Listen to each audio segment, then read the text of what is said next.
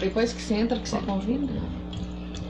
Bom, pessoal, começando mais uma live aqui. Nós ficamos na semana que acabou, né, na sexta-feira, de chamar o Dr. Ari para que a gente possa conversar novamente. Se o Dr. Ari estiver... cuidado com o carregador. Sim. Se o Dr. Ari estiver nos vendo, mandar pra gente um convite para que possamos também estar, vamos lá, compartilhar espectadores ainda. Então provavelmente o Dr. Ari não está no ar, mas a gente tem aqui uma ferramentazinha chamada WhatsApp que a gente consegue falar com ele aqui. Vamos lá, ver se a gente consegue.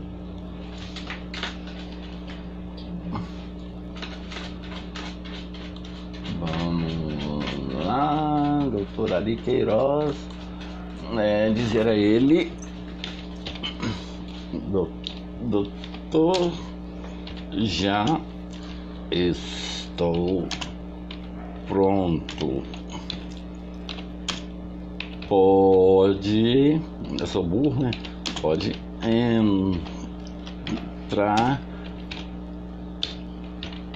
que lhe convido. Pronto, já mandei para ele o recado, né? Tem aqui um pedidozinho, se eu não me engano. Aqui, Dr. Ari Queiroz. Dr. Ari Queiroz estará em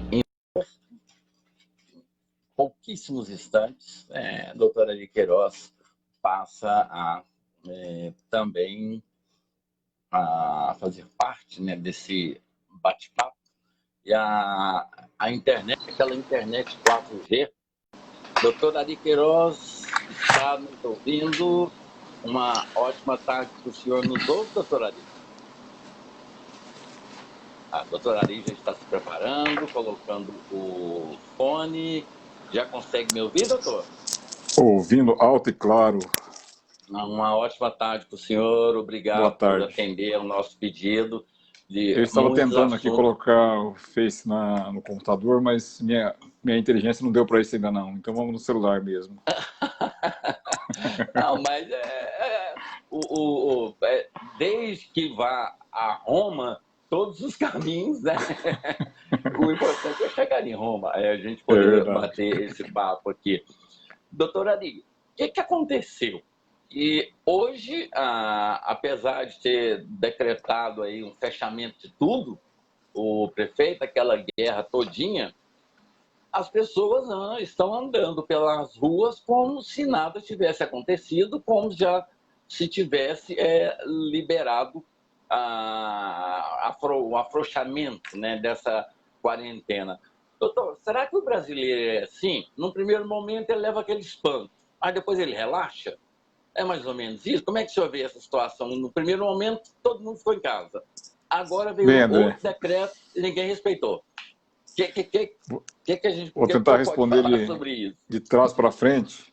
Primeiramente, agradecendo pela oportunidade mais uma vez de conversar com você. É um prazer muito grande, enorme mesmo. Lembrando até que eu estou em débito com a resposta que você me fez abrindo o último programa nosso. Você fez uma pergunta e eu acabei passando direto e não respondi. Perguntou se eu vivo menos tenso hoje em dia, se as coisas estão mais claras. Eu acabei dando uma resposta meio cortada, porque pensei lá na frente. E realmente, a vida do magistrado é uma vida tensa, carregada, pesada. Aquele que quer fazer um trabalho bem decente, um trabalho de aplicado, um trabalho dedicado, vive no meio de dois problemas sempre. Sempre haverá alguém desconfortável, alguém contrariado com a posição do juiz. Sempre. Quando não os dois lados. Esses dois lados envolvem advogados, envolve as partes, as famílias das pessoas. Eu devo ter carregado isso comigo também ao longo dos meus muitos anos de magistratura. Hoje não. Eu vivo mais diferente, vivo no meio de problemas, mas de um lado do problema, defendendo interesses de alguns clientes, né? Embora o advogado não possa se confundir com a parte, eu procuro me abstrair dos problemas das pessoas, porque se eu me tornar parte, perco a razão. E a parte precisa de um advogado que tenha razão, que acredite na sua razão. Eu acho que isso tem me feito bem, tem feito acreditar que estou, de certa forma, até rejuvenescendo um pouco. E a sala de aula, como sempre, a sala de aula nos dá esse amálgama. Eu falo que viver em sala de aula, presentemente, no mínimo, a gente retarda o envelhecimento, porque convivendo no meio dos jovens o dia inteiro, todos os dias, toda semana atrás de semana, convivendo, conversando, acompanhando as agruras, as sensações, as vontades, as preocupações dos jovens, de alguma forma, mesmo que inconsciente, nos acabamos também tornando, de certa forma, também mais jovens. Pelo menos a gente acredita nisso. É o que eu vou acreditando, assim, para empurrar para frente a velhice. Doutor, eu tenho só peço até licença para o senhor, porque eu fiz um comentário, coloquei no Facebook e falei isso na TV. Eu disse que não existe vida, porque se existisse vida, crianças não morreriam e ninguém chegaria aos 80 anos. Aí eu digo que existe o tempo. Nós estamos nesse tempo agora, né? E quando as pessoas me falam assim, não, estou muito novo, eu tenho uma vida inteira pela frente. Aí eu lembro daquele humorista consagrado nos Estados Unidos, ou não sei o que, alguma coisa assim. Ele, Padrão Jô Soares, ele entrevistou um humorista também e perguntou para o humorista se o humorista sabia alguma piada sobre Deus. Aí o humorista falou assim, piada sobre Deus eu não sei, mas eu sei fazer Deus sorrir. É só você contar seus planos para ele, né? na realidade, a gente está vivendo nosso tempo, né? Esse tempo de agora. Não dá, claro que a gente tem projeção da vida, mas não dá para a gente planejar dia por dia, né? Ninguém sabe a vontade de até Deus. porque mas nunca saberemos os planos de Deus. Deus sempre nos reserva uma surpresa. Seja boa ou seja ruim, né? Muito interessante isso. As pessoas fazem muitos planos e não combinam com o principal. Guardado as devidas proporções com a diferença incomparável, né? Não combinam com os russos. Lembra aquela história, combinar com os russos, né? E nessa história da vida, o papel do russo aqui é Deus. Nós podemos ter os nossos planos do jeito que nós bem entendermos. Se vamos cumprir ou não, depende lá de cima, sempre. Eu acredito nisso sempre, né? E para acreditar nisso, embora eu seja católico, eu tenha minha religião, não é preciso ter religião nenhuma, não é preciso frequentar uma igreja, não é preciso isso. É preciso apenas ser realista e saber que as coisas não acontecem conforme nós queremos, mas sim que, acima de nós, há um Senhor Supremo dos mundos, dê o nome que queira dar a Ele, conforme a sua convicção, a sua posição, a sua ideologia, né? Eu acredito muito nisso. E acreditando, procuro levar uma vida decente, uma vida de bem. Quando falo levar uma vida de bem, cumprir as minhas obrigações, respeitar as pessoas, entender as agruras das pessoas, ajudar quem eu posso, não atrapalhar quem eu não posso, quando eu não posso, enfim. E assim, talvez isso tenha me feito chegar aqui aos 62 anos de idade, completados a semana passada, querendo chegar mais... Quantos anos? 62. Não acredito. 62 anos completados sexta-feira. 62 anos? Sim, eu sou de 1958. Pois eu quero que o senhor me leve para tomar água na fonte que o senhor bebe, viu? Obrigado. Doutora Alice, recebi isso como um elogio. Recebi isso como um elogio. É a verdade. é a verdade. O senhor não aparece, né, não aparenta em nada essa idade. Se bem que com a expectativa de vida aos 80 anos, 62, o senhor está aquele negócio com 80 anos o cara está passando para a puberdade. Exatamente. Hoje o pessoal fala, né? Hoje está no melhor tempo, né? Melhor não sei o quê, tá? Essas coisas assim. É uma forma de consolar. Porque, doutor, vamos tocar nesse assunto. Porque eu queria que o senhor contasse para a gente, porque antes, na década de 40, quando a gente ainda do Código Penal, a pessoa ela era condenada no máximo a 30 anos e ela era imputável a partir dos 21. E a expectativa de vida naquela época era de 48, 50. Então era uma pena de morte, né? Uma pessoa que tem uma expectativa de vida de 40, 40 e pouco, vai presa aos 21 e pega 30 anos, a chance é muito pequena dela cumprir essa pena. Eu costumo dizer que a conta fechava mais ou menos antigamente, porque nós tínhamos a idade penal, já era aos 18 anos há muitos anos. Na verdade, os 21 era a idade civil. Portanto, em tese, com 18 anos, desde o Código Penal atual, de 1940, ou seja, em toda a geração que está viva, com 18 anos já era, em tese, passível de pena de prisão. Com a expectativa de vida era em torno de 50 anos, eu me lembro de 56 anos, eu era menino, falava-se isso onde eu vivia, que o ser humano vivia com em torno de 56 anos. Eu ficava preocupado, porque eu nasci, meu pai já tinha quase 49 anos de idade, então quando eu me lembro disso, eu já tinha uns 6 ou 7, ou seja, meu pai estava no limite, né? Em tese, ele já tinha vencido seu prazo de validade. Só que ele contrariou toda a natureza e viveu 92 anos de idade. Mas então, naquele tempo, fazendo essa conta, se podia ser preso em tese com 18 anos, mais 30 daria 48. E se solto, conseguir viver em média 56 anos de idade, preso, talvez com a vida, condição mais difícil um pouquinho, sairia de lá para morrer fora da cadeia.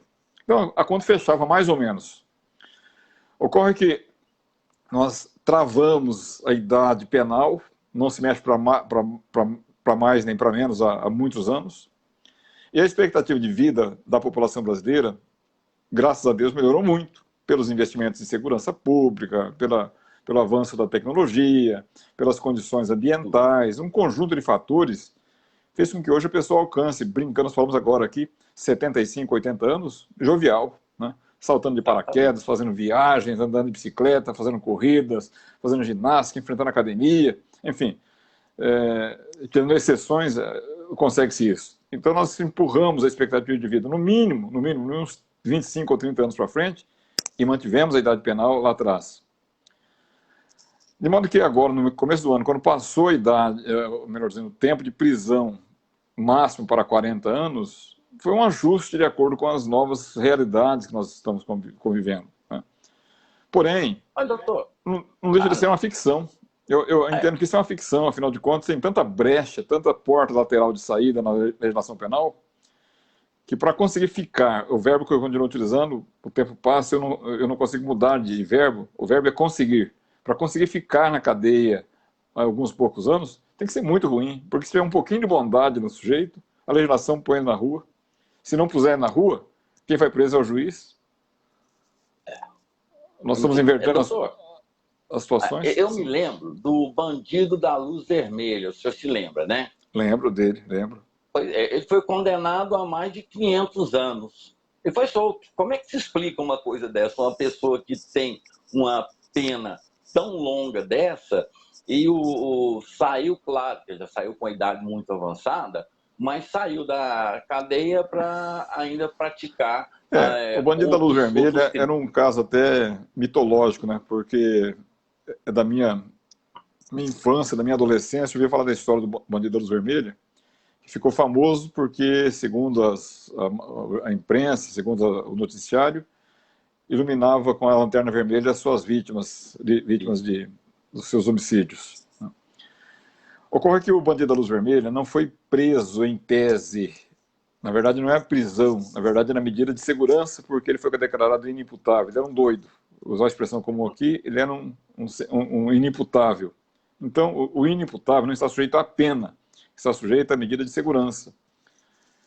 Que se a legislação processual penal, especialmente a legislação de execução penal, tivesse adaptada à realidade, ou melhor dizendo, se a realidade fosse adaptada à legislação, hospitais de custódia, hospitais psiquiátricos, tratamento, a pessoa que cometeu aquelas barbaridades, mas sem ter consciência do que estava cometendo, teria que ser tratada, e enquanto estava representava algum perigo, é medida de segurança.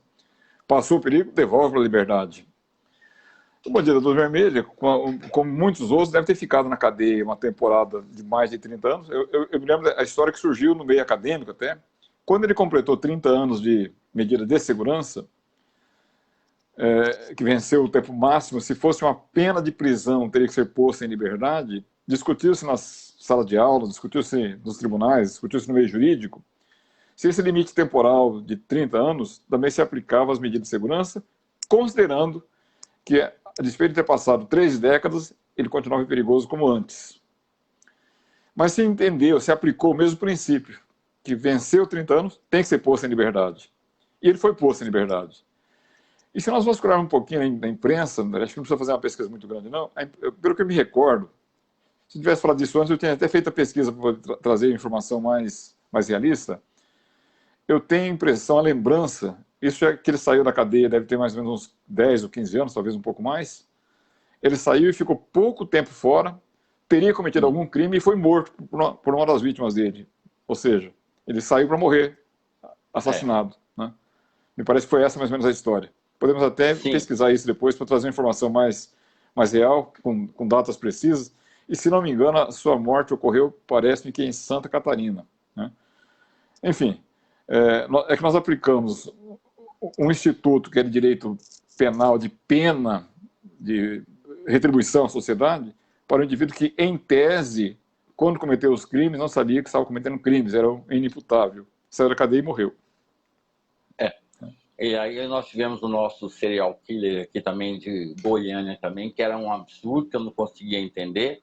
A imprensa, né, os repórteres que trabalham para a gente, eles iam à delegacia, chegava uma pessoa lá, falava assim, o que você é? Homicida, matou quantos? Matei 10. Não, teríamos com 32. Aí chegava outro, matou quantos? Matei 20. Não, nós queríamos um com 32 anos. Esse serial killer também já foi dado a ele também mais de 200 anos de cadeia, aquele que matava mulheres em pontos de ônibus, criou aquele terror aqui em Goiânia. Ele pode ir para a rua de novo, doutor? Só para dar uma informação para os nossos internautas, quando você falava, eu estava pesquisando aqui na internet.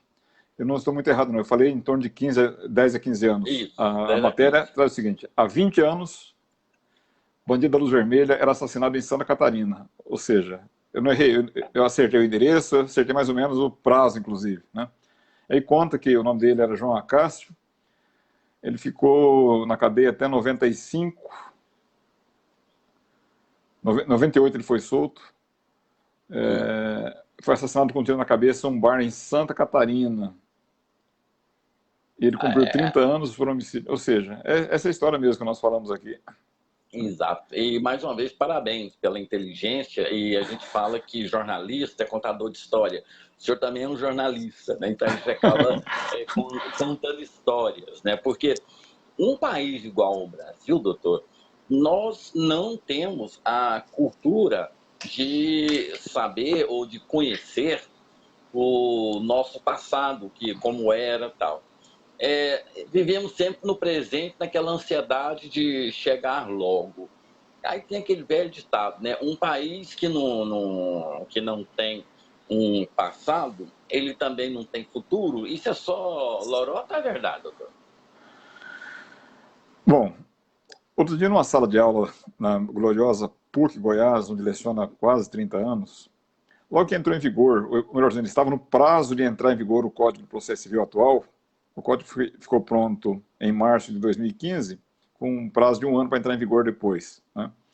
Nesse espaço de tempo, nós já começamos a adaptar as disciplinas à nova realidade que viria para frente. Mas não era só um estudo de lei, na verdade é um estudo do curso de Direito. Então, numa das disciplinas que eu leciono, que é a parte de recursos, apresentando o histórico dos recursos, eu me recordo que um aluno fez a seguinte pergunta, a seguinte colocação crítica: professor, por que falar do histórico desse código velho se vai entrar em vigor um código novo daqui a pouco? Mais ou menos nessas colocações. Eu me lembro que eu respondi a ele, como tenho respondido sempre, todas as vezes que me deparo com uma situação semelhante, que quem não conhece o passado não compreende o presente e não projeta o futuro. Então é preciso olharmos pelo retrovisor da vida, na nossa vida mesmo, nosso dia a dia mesmo, para nós entendermos hoje como sujeito, como ser humano, né? Olhar de onde nós viemos, por que caminhos nós passamos, de quem nós desviamos, em quem nós trombamos, com quem caminhamos juntos. Compreendendo esse conjunto de fatores, talvez nós possamos entender uma boa parte das peripécias, das agruras, das virtudes, dos vícios que nós enfrentamos hoje e nos preparemos para o futuro. Então, quando uma sociedade perde o rumo, quando ela não, através da sua população, a sociedade como um todo, não conhece o seu próprio passado, despreza o seu próprio passado, ela está fadada ao fracasso. Isso aí é verdade. Agora, doutor, nós temos uma geração aqui no Brasil que não viveu inflação, que não viveu planos mirabolantes, ou seja, nós temos uma geração inteira, a partir ali do fim dos anos 80, quando veio a democracia, eleições diretas, a gente começou a ter uma estabilidade na economia.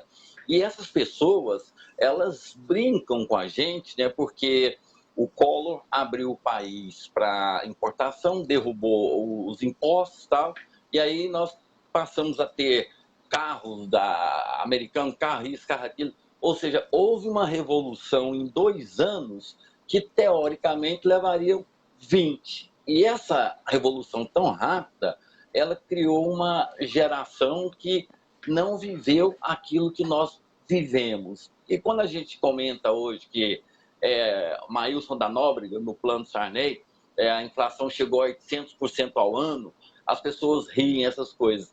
Como é que doutor, para o senhor que está lidando com essa geração na sala de aula, ministrando, falando sobre direitos, e aí o senhor tem que dizer que até poucos anos atrás nós não tínhamos, tínhamos uma inflação altíssima, tinha corrupção, tinha isso e aquilo, e a gente tem essa nova geração agora. Como é que doutor, ter que responder e passar isso para essa geração que nasceu talvez nos melhores momentos da história do Brasil?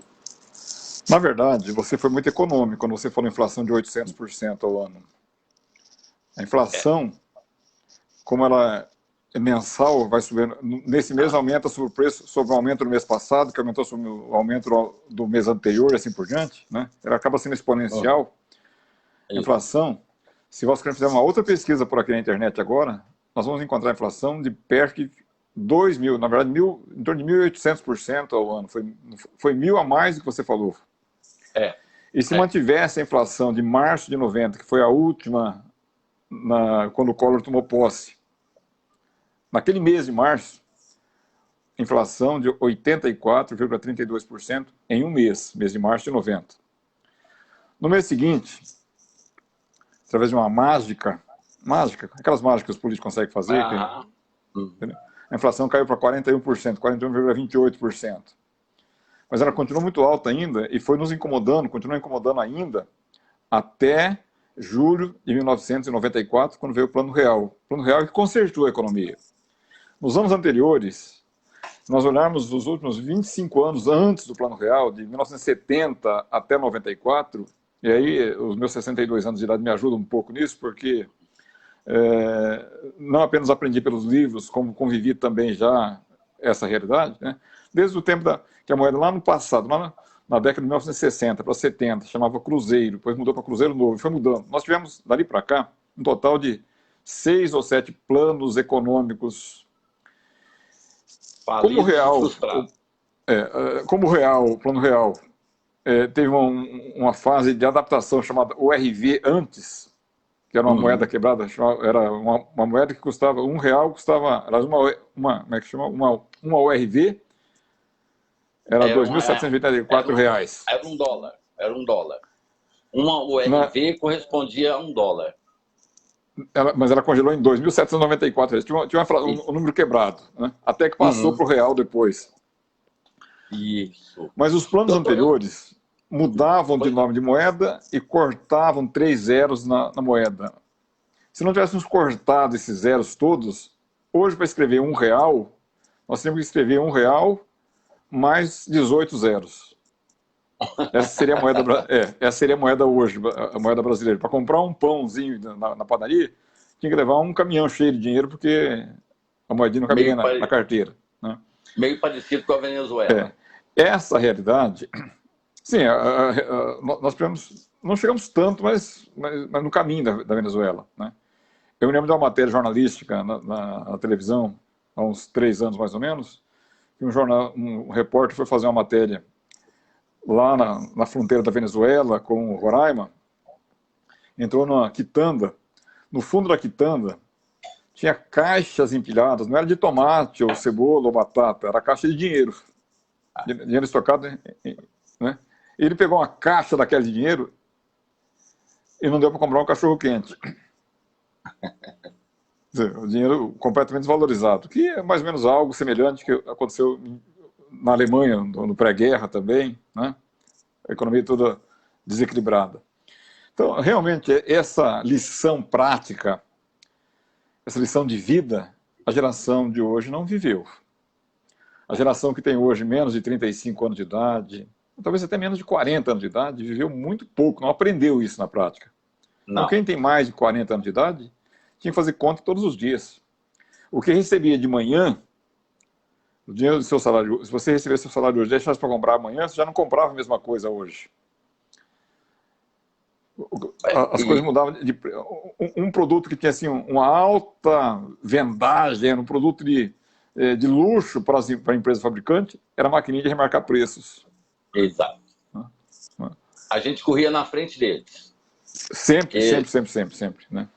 Se deixasse eles, se deixasse... Mas era uma realidade. Se você fosse no supermercado de manhã e comprasse um produto, ou visse um preço, e à tarde você voltasse para comprar o mesmo produto, provavelmente ele teria mudado de preço. Ele teria sofrido um aumento. Agora, o pessoal aqui está assistindo a gente e tal. E quando André, eu tenho uma experiência interessante. Eu preciso contar esse exemplo vivido por mim. Sim. Né? Logo que aconteceu a mudança do Plano Real, nós fomos fazer uma festinha na minha casa, fazer um churrasco. Eu dei um dinheiro pro meu filho, mandei ele na panificadora, no mercadinho, enfim, comprar palito de dente para fazer espetinho. E ele perguntou, quanto que traz, pai? Eu falei, traz o que der aí. Ele trouxe um fardo de palitinho. Um fardo. Ele trouxe o estoque todo do supermercado. Ou seja, a gente não tinha noção do que era o dinheiro. Eu perdi a referência do dinheiro. Né? Do valor. Acostumado com aquelas expressões tão altas antes, R$1 milhão, de repente, R$1 milhão de cruzeiro. Será cruzeiro, cruzado, moeda que era anterior. De repente muda depois muda para menos qualquer coisa, dividido por 2.784. Uma moedinha passou a ter um valor significativo. E eu, sem prestar atenção nisso, falei que trago o que der. O supermercadista nunca vendeu tanto na vida dele, palito de dente de uma pessoa só.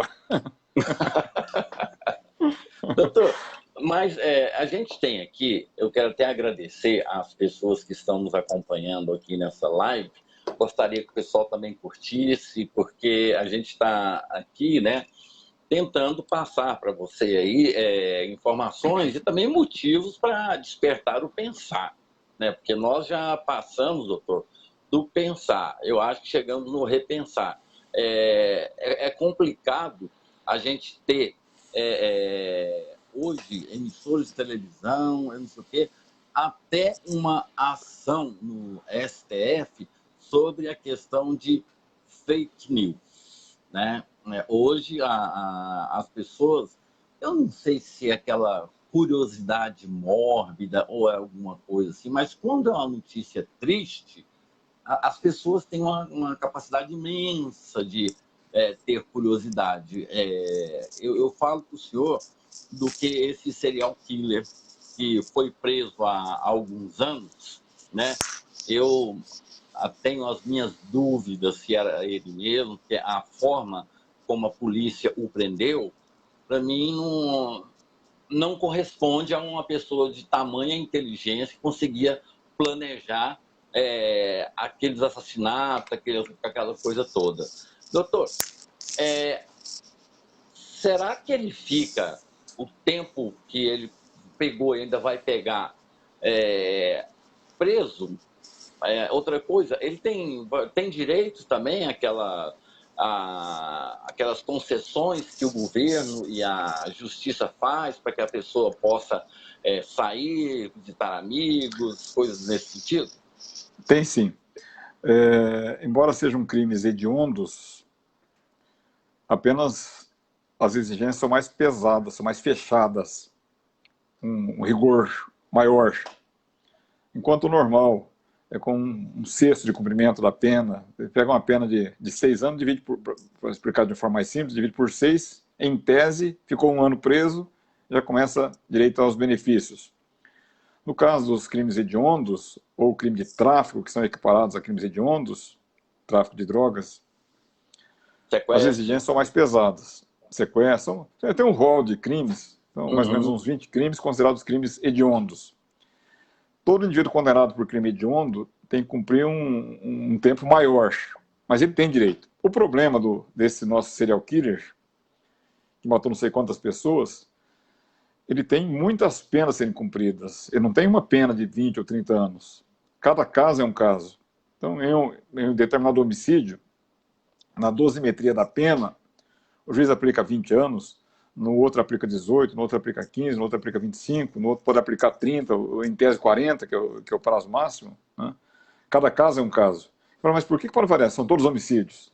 Sim, é porque na dosimetria da pena, é uma expressão técnica, significa a forma que o juiz deve utilizar para aplicar a pena, calcular a dimensão da pena, já que o código estabelece o mínimo e o máximo. Entre esses dois extremos, de mínimo e de máximo, que o juiz não pode descer nem ultrapassar, o juiz leva em conta pelo menos 8 circunstâncias que são relacionadas ao fato em si, ao agente, digamos, ao criminoso, à vítima, às circunstâncias, aos meios empregados, à motivação. Tudo isso tem uma forma que o juiz aprende, estuda para isso, para aplicar a pena. Então, por isso que tem coisas que, para o leigo, às vezes fica difícil compreender. Por que uma certa pena deu 8 anos, 7 meses e 18 dias? Como que chegou nisso? Tem uma forma para isso. Não é uma forma matemática com a calculadora, mas que não deixa de ser a influência da matemática também no direito.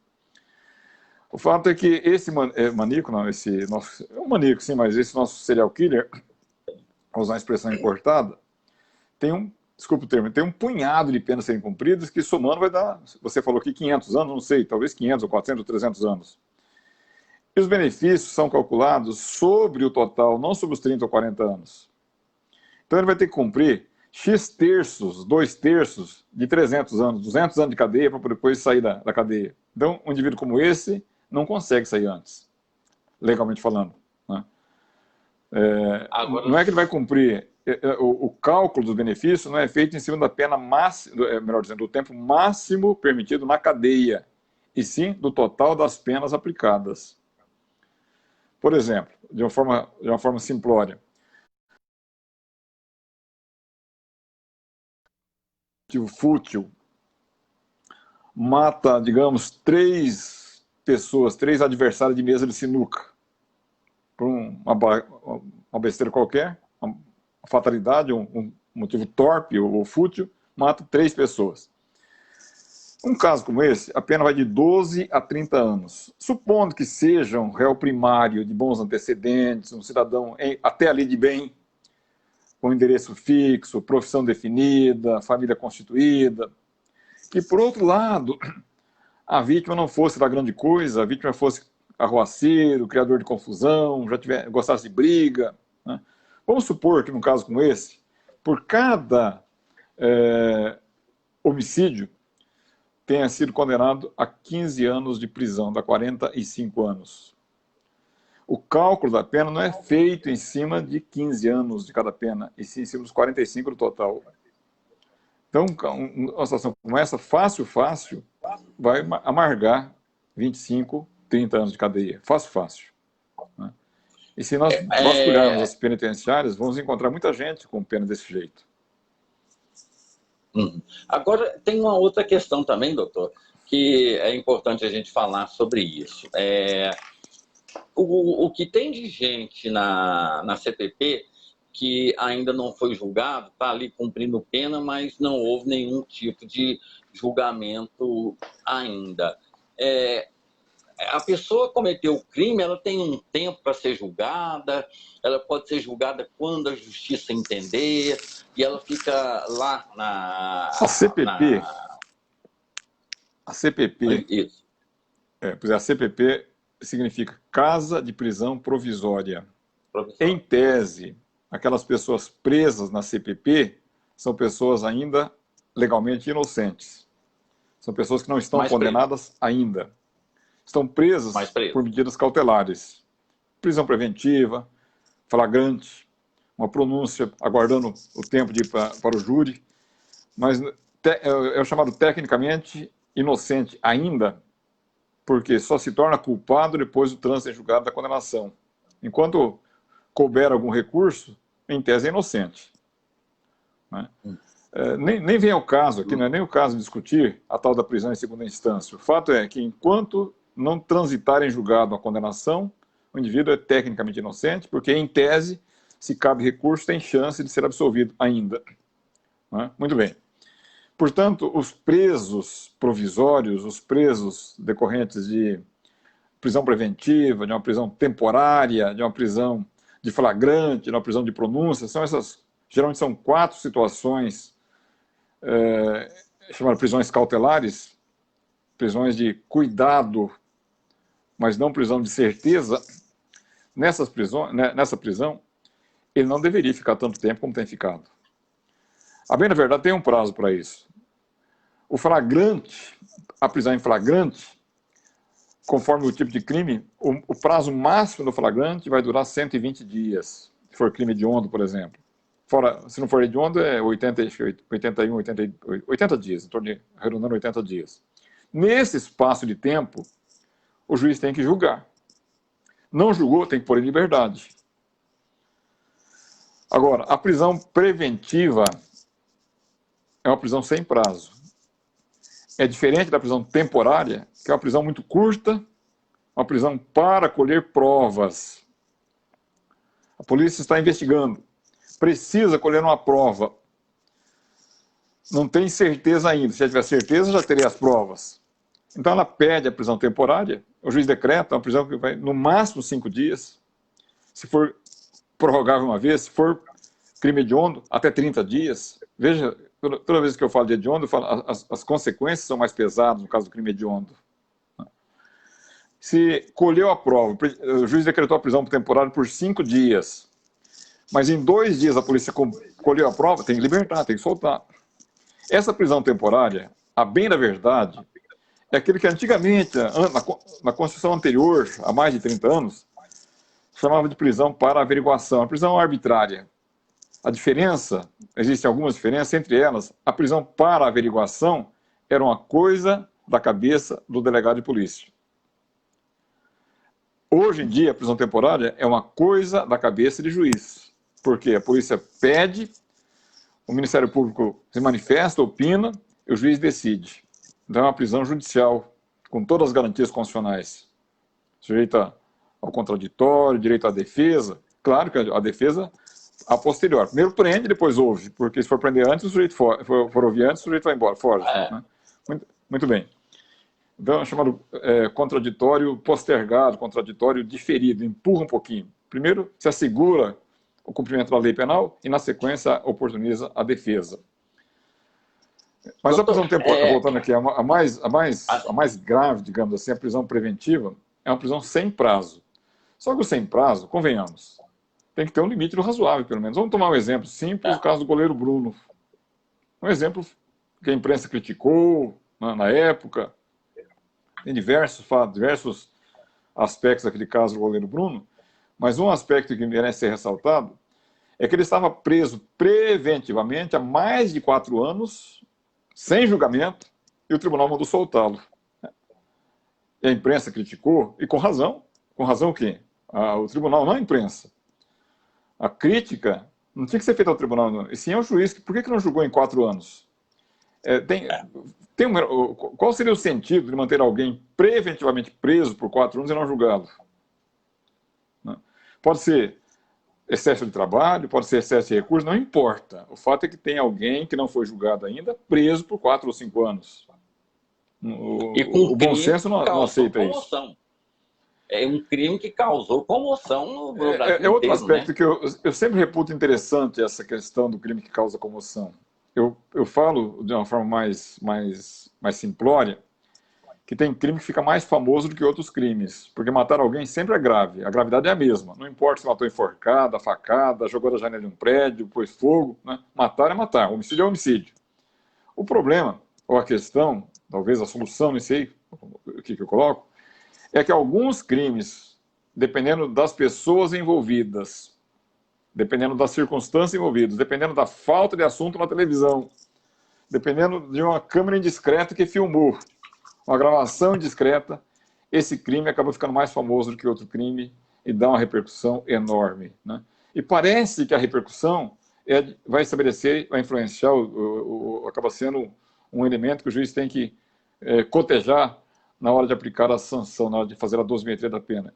Para mim, isso não está no código. O juiz não pode jamais, de forma alguma, o juiz poderia dimensionar o tamanho da pena, nem para mais, nem para menos, de acordo com a repercussão do caso na imprensa.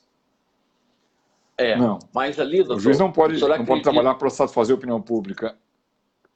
Nós temos, além desse caso do Bruno, eu acho que o senhor deve se lembrar daquela menina Eloá, lá no interior de São Paulo, que ela tinha um namorado, aí o namorado invadiu o apartamento, fez a menina de refém, enfrentou a polícia, coisas nesse sentido. E a menina acabou morrendo em função de um disparo que não foi, não tinha intenção. Foi um disparo normal quando a polícia pegou essa pessoa. E aí, doutor, naquela época, eu perguntei, será que tem... A comoção foi tão grande que eu perguntei, será que tem algum advogado que consegue defender essa pessoa? Porque ele foi julgado por tudo, doutor, por invasão de domicílio, não sei o que, de cativeiro, resistência à prisão. Então, ou seja, tudo que tinha no Código Penal, ele acabou recebendo. É certo isso, doutor? Você, peraí, não, invadiu, então há uma pena para isso. Fez cárcere, outra pena para isso, não sei o que e tal. Na verdade, o direito não é considerado uma ciência porque tem regras próprias, linguagem própria, metodologia própria. Não é uma ciência exata. Não é uma ciência, aspas, científica, mas ele é uma ciência. Entre elas, nesse aspecto que você está mencionando, existem muitos crimes, meios para chegar a um crime final. De uma forma simplória, né? Para o crime de homicídio com arma de fogo, dar um tiro em alguém, antes de matar alguém, o sujeito portou a arma de fogo, portou a munição, disparou a arma de fogo na rua, em via pública, andou armado, feriu a vítima, a vítima foi para o hospital, morreu no hospital. Ou seja, se nós isolarmos esses comportamentos, cada um deles é um crime separado. O crime do porte de arma, o crime do transporte de arma, o crime do disparo de arma, o crime da lesão corporal, da qual veio a morte depois. Cada um desses fatos, separadamente, é um crime.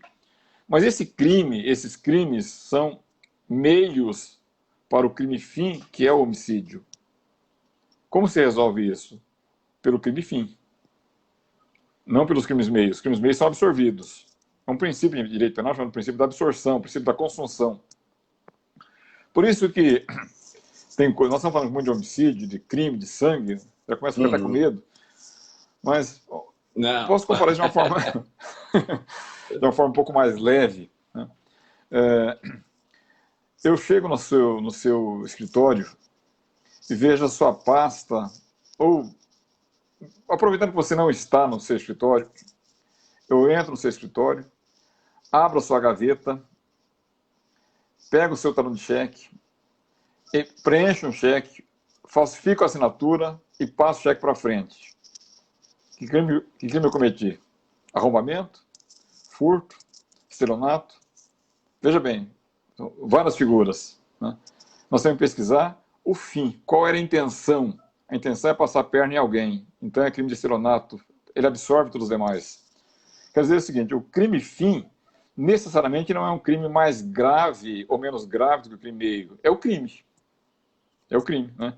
Há muitos anos, essa história me chocou na época, juiz jovem, digamos, jovem de juiz, não jovem exatamente de idade, porque eu passei em concurso já com 31 anos de idade, então já não era tão jovem assim.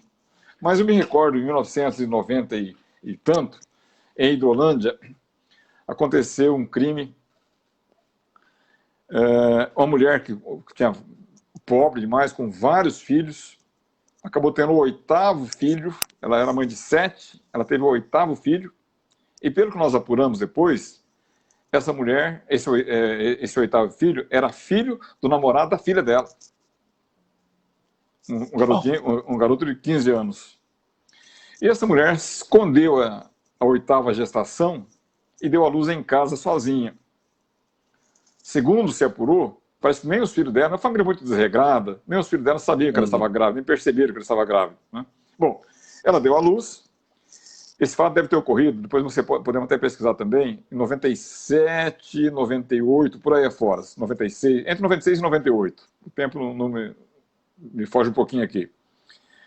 Ela jogou a criança no fundo do quintal, uma fossa no fundo, perto da casa dela, uns 100 metros perto da casa dela, tinha uma fossa, ela foi lá e jogou a criança recém-nascida, né?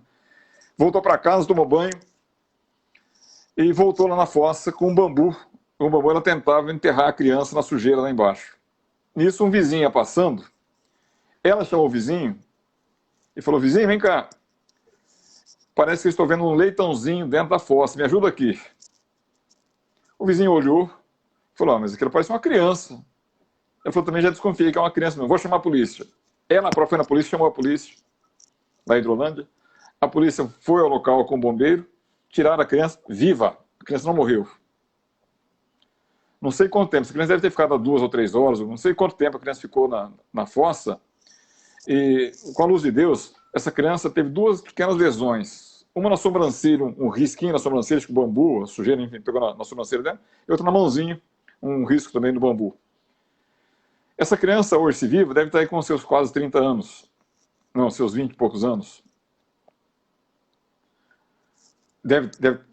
Ela será viva. Bom, que crime essa mulher cometeu? Teoricamente, uma tentativa de homicídio. A rigor, sim. A rigor, a tentativa de homicídio, né? Mas, como ela própria impediu o resultado, chama-se arrependimento do crime posterior. Acontecer, né? Do homicídio acontecer. Ela própria impediu que o homicídio se consumasse. Então, ela trancou, aspas, o resultado do crime que estava em andamento. Por pena, por dó, por peso na consciência, por qualquer razão, ela acabou impedindo que o homicídio se consumasse. O que o Código Penal fala? Responde pelo crime até ali cometido. Até ali dava lesão corporal leve. Ela respondeu por lesão corporal leve. A mãe dá à luz, coloca a criança no esgoto. Isso. E pega uma madeira para matar a criança, e aí lesão, ela foi condenada por crime de lesão leve. Lesão leve. Esse é o direito brasileiro. E aí o senhor tem razão, vou falar aqui, porque o senhor sempre E tem, fala, tem né, diversos exemplos, diversos. Você vai se recordar, lá por 1992, 93, por aí, uma tentativa não foi de assalto, uma tentativa de passar cheque sem fundo no Carrefour, lá do setor saída sul de Goiânia. Um pessoal de Brasília, ele tentou passar um cheque sem fundo, aquele segurança que anda de patins por dentro do supermercado percebeu que as informações não batiam, chamou o rapaz para conversar numa sala X, a sala da segurança. Os amigos dele perceberam a carraspana estava entrando, saíram de fininho. Ele foi para a sala de segurança, chegou lá, logo ele caiu em contradição. Quando o segurança disse: você está preso pelo crime que está cometendo aqui, esse cheque sem fundo, você não, uma compra de supermercado. Ele disse: não, é o seguinte, eu tenho dinheiro aqui, eu pago em dinheiro. Falei: não, agora você não vai pagar em dinheiro, mas agora você vai pagar na polícia, você está preso. Ele estava armado, ele sacou uma arma e deu um tiro na porta do Carrefour, na porta da sala. Matou o gerente que ia chegando lá de fora. O gerente nem sabia o que estava se passando, levou a mão na maçaneta, tomou um tiro na barriga e caiu no corredor e morreu. Que crime cometeu?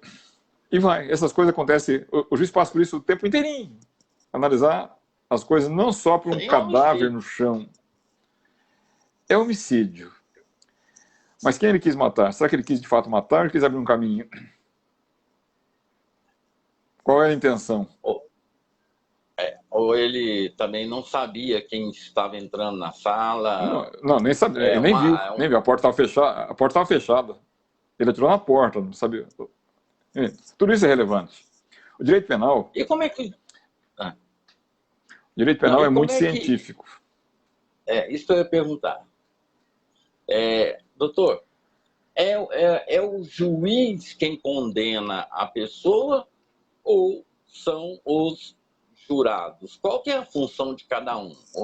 No caso de crimes contra a vida, homicídio, aborto, infanticídio e induzimento ao suicídio, são 4 crimes apenas, é júri. Fora isso, é juiz. Nem todo crime que deixa um rastro de morte é homicídio. Aliás, nem todo rastro de morte, nem todo resultado de morte é sequer crime. Eu coloco as coisas desse jeito, né? Eu falo, matar alguém é o quê?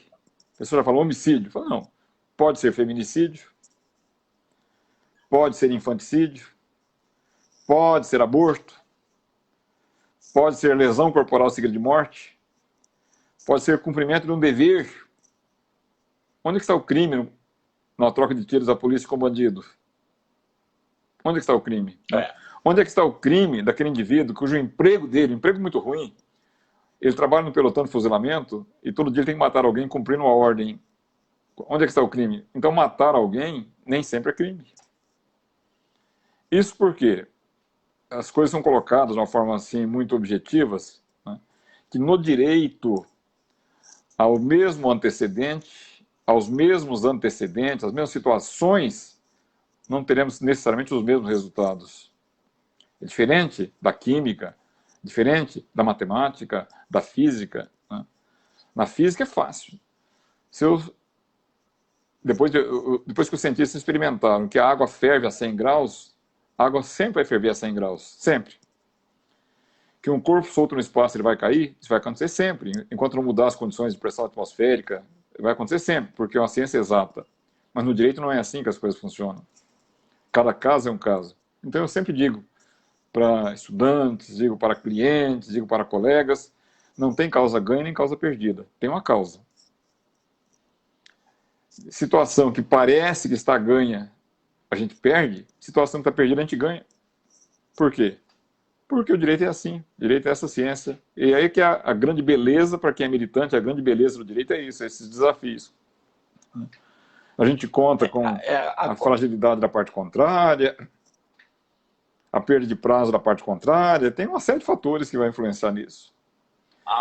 Veja bem, de um bom antigamente, de um bom promotor. Também, antigamente, existiam 2 crimes que hoje estão fundidos num só. O crime de estupro e o crime de atentado violento ao pudor. Era o famoso artigo 213 e o 214 do Código Penal. Isso tem 10 anos que unificou num crime só, 10 ou 11 anos, unificou num crime, acho que foi em 2009, ficou tudo um crime só de estupro. A diferença pontual era que o estupro significava o sexo vaginal, o sexo mesmo entre homem e mulher, pelas aspas, pelas chamadas vias normais, pênis, vagina, porém forçado, sem consentimento. Uhum. Ao passo que o atentado violento ao pudor era qualquer outra conduta, qualquer outra variação da criatividade humana que não fosse o sexo entre homem e mulher. Podia ser sexo anal, podia ser sexo de homem com homem, mulher com mulher, uma passada de mão boba, enfim, uma conduta lascívia, uma tentativa frustrada.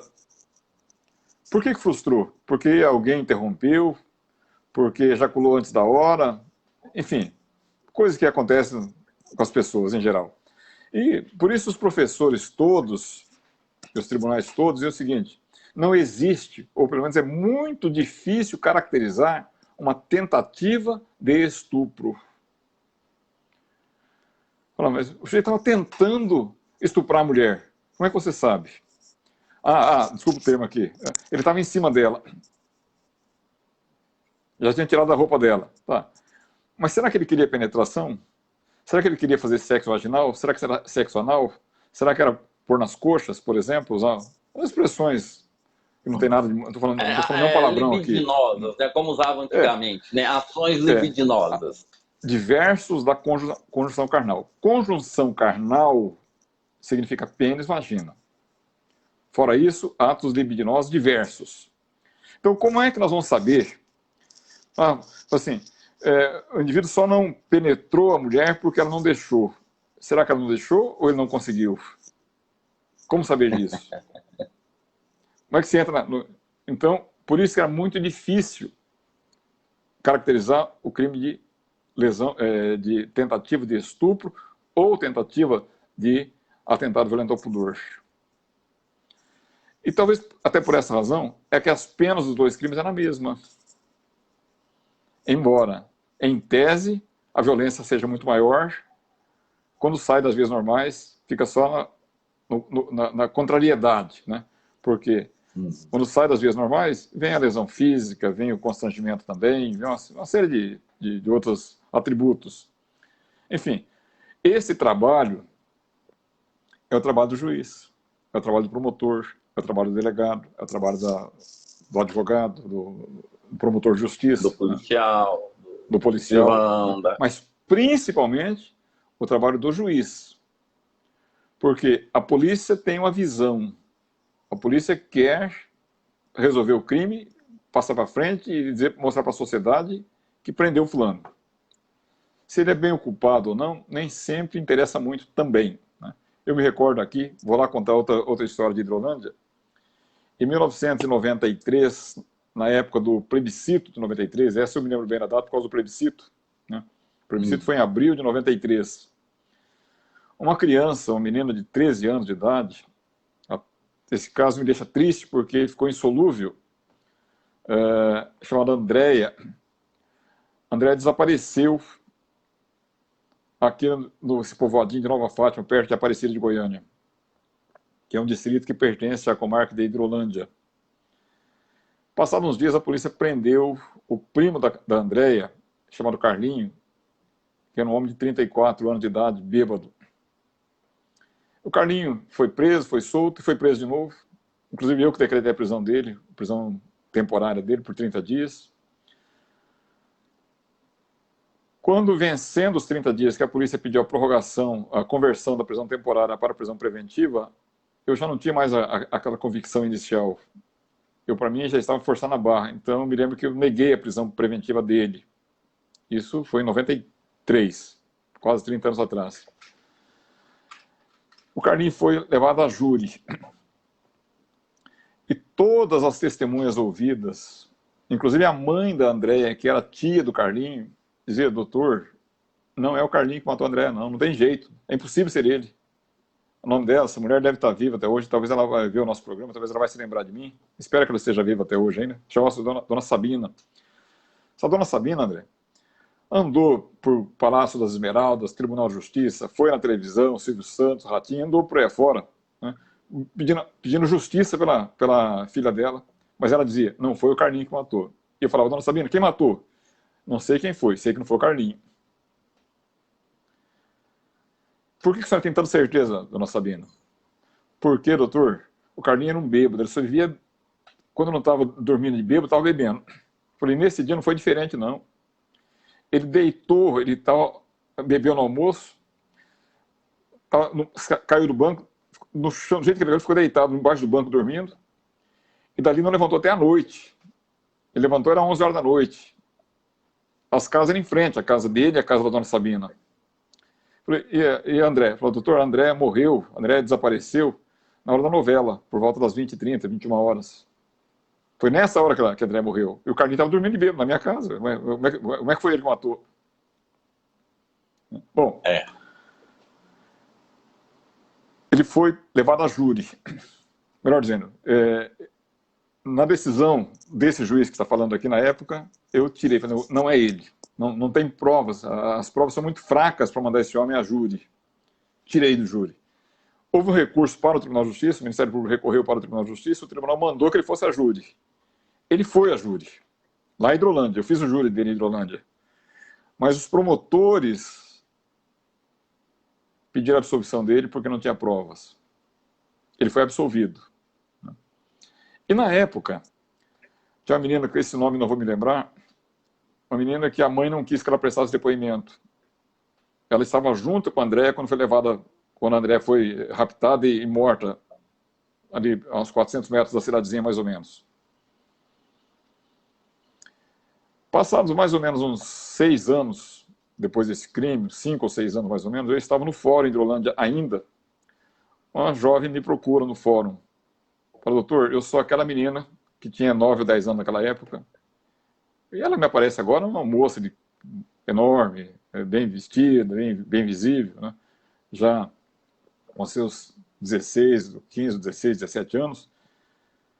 O senhor lembra de mim? Eu falei, não me lembro de você de forma alguma. Eu lembro da história de você, eu não me recordo. O que você tem? Eu falei, doutor, eu vim aqui para contar para o senhor, eu sei quem matou a Andréia.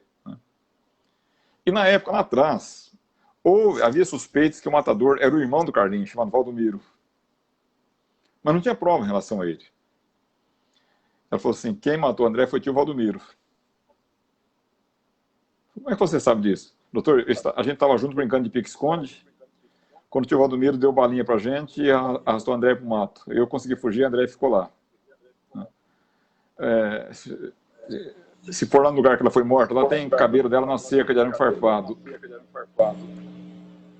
Eu passei esse caso, essa menina esteve comigo em 98, começo de 98. Eu passei esse caso para a delegada de polícia, que se chama a doutora Laudelina Inácio da Silva, na época era delegada lá em Aparecida, lá em Hidrolândia. A doutora Laudelina reabriu as investigações, indiciou o Valdomiro. Eu não participei do desfecho, porque nesse meio tempo eu saí de Hidrolândia e fui trabalhar em Trindade, então não fiquei até o desfecho. Sei que o Valdomiro foi julgado novamente, pelo mesmo caso, e foi absolvido também, por falta de provas também. E André está no céu, era uma criança de 13 anos, linda, e o matador dela ficou impune, vai prestar contas com Deus, porque na justiça dos homens ele escapou. Na justiça da terra ele escapou. Mas a justiça de Deus, a de Deus não prescreve. E é a única justiça que funciona. Essa, à tarde, mesmo um dia ela vem, e vem na medida exata. Agora, doutor, a polêmica toda, audiência de custódia, o que é isso? Traz benefício para que lado? Explica para a gente o que é essa audiência de custódia. Eu, praticamente, André, eu tenho relatado aqui muitas histórias. As minhas histórias na esfera criminal são histórias de juiz, não são histórias de advogado. Porque eu praticamente não militei como advogado no crime. E depois que me aposentei, que estou advogando, eu tive eu posso falar sem medo de errar, né? Se você um dia precisar de um advogado criminalista que nunca perdeu nenhuma causa, sou eu, porque só tive 6 causas e ganhei as 6 até hoje. mas, Muita mas, competência. mas acabei participando de uma audiência de custódia no final do ano passado, num processo que prendeu aqueles empresários da construtora Borges Landeiro. Empresários, advogados, muita gente, né? Porque eu advoguei e advogo ainda até hoje na parte civil da construtora Borges Landeiro. Não tinha nada a ver com o processo crime. Mas quando eles foram presos e teve a audiência de custódia, eu participei da audiência. E ali eu já percebi algo estranho. O juiz decretou a prisão preventiva deles. Preventiva de alguns, temporária de outros. Era muita gente. Aí o mesmo juiz, a mesma juíza, no caso que decretou a prisão, realiza na sequência a audiência de custódia. A audiência de custódia é uma expressão utilizada para fazer uma espécie de uma verificação da regularidade da prisão, para que o preso possa contar para o juiz mais ou menos o seguinte: se eu estou concordando ou discordando da senhora aqui, do senhor aqui da sua decisão. É claro que o preso sempre vai discordar, e é claro que o juiz sempre vai concordar, vai achar que ele está certo, né? Então, eu fiquei achando assim, com devido respeito, uma enorme perda de tempo da audiência de custódia, nesses casos, principalmente de prisões decretadas pelo juiz. E você fala assim, mas toda prisão não é decretada pelo juiz? Não, o flagrante não é. Portanto, eu entendo como correto, como adequado a audiência de custódia no caso de flagrante. Porque o flagrante é algo que se resolveu entre a PM, normalmente, a Polícia Militar prende na rua, leva para a delegacia de polícia, o delegado faz uma primeira aferição, se constatar que, em tese, estão presentes os requisitos do flagrante, ele autua em flagrante e comunica ao juiz. E o juiz só vê papel, né? Como, na prática, o juiz tem 1 turbilhão de papéis para ser analisados, não é raro chegar ao comunicado do flagrante e o juiz dá um despacho no processo, dizendo mais ou menos o seguinte, um despacho meio padronizado: aguarde a conclusão do inquérito. Nem olhou com o devido rigor a necessidade daquela prisão. E às vezes alguém que está preso supostamente em flagrante não tem flagrante, ou é um caso que caberia medidas alternativas, uma tornozeleira, ou seja, enfim, tem outras medidas cautelares que a prisão seria medida extrema. Então a audiência de custódia tem essa virtude de colocar o preso frente a frente com o juiz, porque aí não tem como o juiz deixar de olhar o caso. No mínimo o juiz vai se atentar, né? E pode consertar o rumo das coisas, pode manter a prisão, pode converter essa prisão numa preventiva, pode decretar uma prisão domiciliar, pode fazer alguma outra coisa qualquer. Então ela tem virtudes, mas eu discordo da prisão temporária, da audiência de custódia, em se tratando de prisões decretadas judicialmente falando. Aí eu acho que é perda de tempo.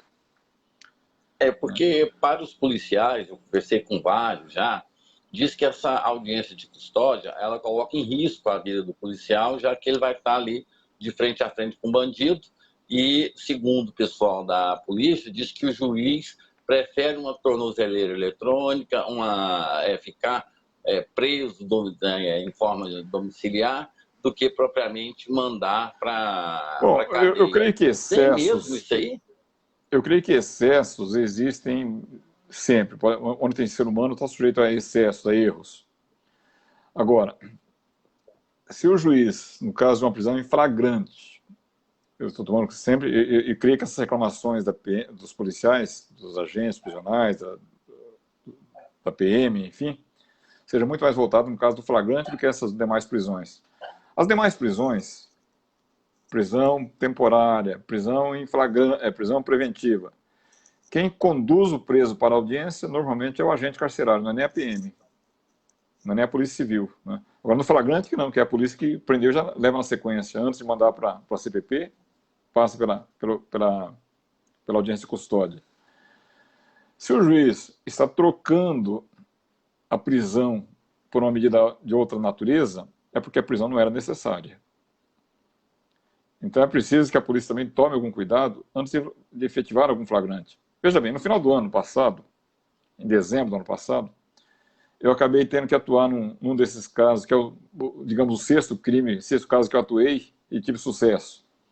Foi de uma prisão dessa, né? Você se recorda, a imprensa fez um barulho enorme de um acidente que houve na estrada de Goiânia a Brasília, perto de Santo Antônio do Descoberto, quando o sujeito rodou na pista e matou 2 pessoas no canteiro central da estrada, mais ou menos, né? Aquele indivíduo foi preso, aquele motorista que matou aquelas 2 pessoas foi preso. Ele foi preso em flagrante no hospital em Alexânia, porque quando ele bateu o carro, a história tem que ser contada da seguinte forma: houve um acidente número 1, no qual morreu alguém. Houve um segundo acidente por causa do acidente número 1, houve o terceiro acidente por causa do segundo acidente. No terceiro acidente, morreram 2 pessoas. O carro rodou e matou as pessoas que estavam de curiosos no evento, né? Uma fatalidade, uma tragédia. Tragédia para quem matou, tragédia para quem morreu, uma tragédia, né? Pode, em tese, falar que faltou atenção no volante? Pode, mas não foi um crime intencional, foi um acidente de trânsito com consequência final lamentável. Esse indivíduo se feriu também, o airbag explodiu, acionou, né? Os estrelados civis cortaram o rosto dele. Ele foi para o hospital na condição de também ferido com um acidente. Ele estava no hospital quando a polícia rodoviária prendeu. Foi a polícia militar. A polícia rodoviária chegou e prendeu, levou ele para a cadeia lá em Santo Antônio Descoberto, porque o crime pertencia à comarca de Santo Antônio Descoberto. Ele foi levado à audiência de custódia no dia seguinte. Em vez do juiz se atentar que se tratava de um acidente de trânsito, que não era uma fuga, e sim era cuidado médico de alguém que estava ferido também, tanto quanto outras pessoas se machucaram, o juiz converteu na audiência de custódia a prisão flagrante dele em prisão preventiva.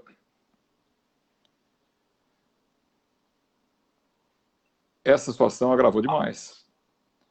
Ele vai para a cadeia, como qualquer outro preso, uma prisão com 72 presos, ele ficou 10 dias preso, sem poder sequer fazer os curativos no rosto que ele estava precisando, né? Quem acabou tirando ele da cadeia fui eu, através de um habeas corpus, demonstrando que ali não era intencional, foi um acidente de trânsito, uma fatalidade, que se viesse a ser condenado, por mais que tenha sido 2 pessoas havido 2 pessoas mortas no acidente, a pena é baixíssima, porque é crime de trânsito, não é crime de homicídio, não é homicídio de arma, né? É crime culposo, né? Eu falei errado, desculpa, eu ia falar crime culposo. Não é crime doloso, é crime culposo, né? Então não era o caso, de modo algum, de prender aquele indivíduo. Ou seja, a audiência de custódia, nesse caso, fez mais mal do que bem. A finalidade dela era o contrário. Era para que o juiz conversasse com o preso, que avaliasse as circunstâncias e, à luz das circunstâncias, com o pé na realidade, com os olhos na realidade, decidisse. Mas o juiz foi mais pelo clamor público, mais pela pressão da polícia rodoviária, porque uma das vítimas era amigo dos policiais rodoviários, segundo se apurou, e o indivíduo foi preso, ficou 10 dias na cadeia. São essas coisas que acontecem por aí fora. Na verdade, acontece todos os dias. O senhor falou que já fez muito júri, né? As pessoas... é possível uma pessoa... uma pessoa que compõe o júri, ela, teoricamente, doutor, porque eu acho, né, pela regra, ela não pode ter uma opinião ou um conhecimento do fato do crime que vai ser julgado ainda. Como é que se escolhem essas 7 pessoas e como é que elas participam do julgamento? Na verdade, a ideia que move o júri, o princípio que move o júri, é um princípio muito interessante, muito democrático. Porque crime é desvalor de conduta. No meio em que eu vivo, não aceita aquilo que eu fiz. E esse meio significa o meio social. Portanto, o júri é o julgamento do suposto criminoso pela sociedade em que ele vive. A própria sociedade avaliar o seu semelhante. Essa é a ideia básica, né? Problemas. De todo o catálogo de crimes brasileiros, de todos os crimes previstos na legislação brasileira, apenas 4 estão sujeitos a júri. Repito, homicídio, desde que seja doloso, homicídio, infanticídio, o aborto, induzimento ou instigação ao suicídio. Só esses 4. Latrocínio não é, assalto não é, sequestro não é, tráfico não é, né? Enfim, nós reduzimos demais o rol dos crimes sujeitos ao júri. Mas vamos pegar deles o mais comum, que é o homicídio. Eu cheguei a fazer, ao longo da minha carreira como magistrado, unicamente um júri por aborto, lá em Hidrolândia também. E me lembro que naquele caso daquele homicídio por aborto, um advogado muito experiente, o advogado trabalhou em cima da conduta da mulher, a mulher que abortou. Ele pouco falou do criminoso. Falou que a mulher tinha uma vida sexual desregrada, enfim. Ele procurou levar por esse lado e conseguiu sucesso. O rapaz foi absolvido. Quem induziu, quem estimulou, quem ajudou a praticar o aborto, acabou sendo absolvido pelo júri. Mas quem são os jurados? Lá no fórum existe uma relação de pessoas que se apresentam como voluntários ou são informadas através de associações, sindicatos, escolas, um cadastro de pessoas, homens e mulheres, independente de suas formações, que possam um dia vir a ser convocadas para compor o tribunal do júri. Para cada julgamento, desse cadastro, desse catálogo que é atualizado todo ano, o juiz faz uma revisão desse catálogo todo ano, para cada julgamento são sorteados 21 nomes, previamente. Então, para a temporada X, sorteia-se 21 nomes. Então, vai ter uma temporada de júri agora, no final de julho, digamos, na última semana de julho. Então, para aquela temporada, sorteia-se 21 nomes. Para cada julgamento dessa temporada, vão escolher dos 21, escolher 7. Que pode, por sorteio, repetir os mesmos 7, 6, 5, 4, 3 ou 2, ou nenhum, né? Mas em cima desses 21 que são daquela temporada. Para cada um desses 21, para cada julgamento, quando os advogados já sabem, advogados e promotores sabem quem são os 21, é publicada essa relação, tem direito de recusar 3 nomes, sem apresentar motivo. Quando sorteio o nome, sorteou André Marques, não quero. Passa para o próximo. Independente dessa recusa imotivada, admite-se recusas motivadas. Eu não quero o André, porque o André é primo da vítima. O André é primo do criminoso. Então, existem as recusas motivadas e as imotivadas. Evidentemente, aí entra um pouco, digamos, da experiência de advogados e promotores. Se tem um crime que eu sou advogado, digamos que eu fosse advogado de alguém acusado de ter matado uma mulher. Nem vou falar que seja exatamente um feminicídio, mas a vítima é uma mulher. Quando começa a sortear os jurados, uma jurada foi sorteada. Eu não quero mulher, por que eu vou aceitar a mulher? Ela vai condenar meu cliente de saída. Então, por antecipação, eu recuso. Pelo menos eu imagino isso. Meio lógico isso. Né? Eu recuso. Essa eu não quero. Né? Sortear a próxima mulher. Recuso de novo. Sortear a próxima. Mulher de novo. Eu falei, nossa, eu estou azarado. Eu tenho 3 direitos a recusas imotivadas. Da 4ª para frente, ou eu aceito, ou tem recusas motivadas que o juiz vai aceitar ou não vai aceitar a recusa conforme o motivo apresentado. Né? Esses 7 escolhidos com essas recusas, feito uma sessão pública com a presença de advogados, promotores, de preferência com alguém ali da comunidade, fazendo sorteio, colocando literalmente a mão na cumbuca e tirando um papelzinho com o nome, um número, enfim, um sorteio. Né? Não tem como escolher, não tem como influenciar nisso. Esses serão os sorteados que vão trabalhar naquele julgamento, naquele processo.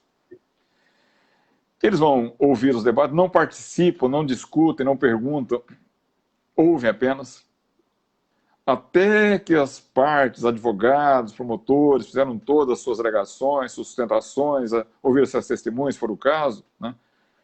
Aí eles passam a deliberar pela culpa ou pela inocência. Quem decide se é culpado ou inocente são os jurados, não é o juiz. E se os jurados decidirem que é culpado, o papel do juiz é apenas aplicar a pena, calcular a pena. Se eles decidirem que é inocente, o papel do juiz é proferir uma sentença de absolvição. Absolve o réu porque o conselho de sentença, que é soberano, a soberania constitucional, o tribunal do júri decidiu que o réu é inocente. Então, profira a sentença absolvendo. Ou seja, o papel do juiz é um papel de gerente, um papel de condutor, um papel de presidente, mas não é um papel decisório no júri. A decisão é do conselho de sentença. Mas só não pode ser igual o presidente do Supremo, que comandou o impeachment da Dilma, que tirou ela do governo, mas concedeu a ela o direito de... Mas é outra coisa. Veja bem, no nosso debate passado, eu usei mais de uma vez a expressão: o pau que bate em Chico, bate em Francisco. Esse caso, Dilma, ele poderia, um dia nós podemos fazer, se você quiser, um dia nós podemos fazer um programa desse caso, apenas. Claro. Por quê? Primeiramente, que ali não se aplicam as regras do processo penal comum, é um processo político. Os critérios políticos não são os mesmos critérios jurídicos, de forma alguma, né? Nós vamos voltar lá no Collor, lá atrás, em 1992, quando o Collor impetrou um mandado de segurança no Supremo Tribunal Federal, um dos mandados de segurança, houve mais, um dos mandados de segurança, o Collor questionava que aqueles senadores que participaram da CPMI, que o investigou, não poderiam ter participado do processo que o julgou. Porque se eu sou delegado de polícia um dia, eu passo no concurso para juiz de direito, eu não posso, né? O Collor alegou isso. E cá entre nós, parece meio lógico isso.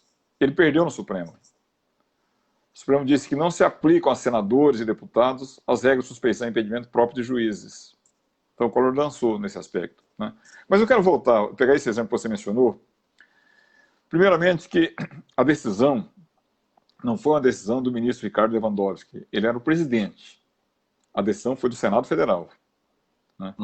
É que no processo de impeachment, no sistema brasileiro, é uma demonstração muito clara da harmonia entre os poderes. Os três poderes se reúnem. Um poder no Banco dos Réus, o presidente da República sentado no Banco dos Réus, sendo julgado. O poder legislativo, por sua cúpula, o Senado Federal, julgando.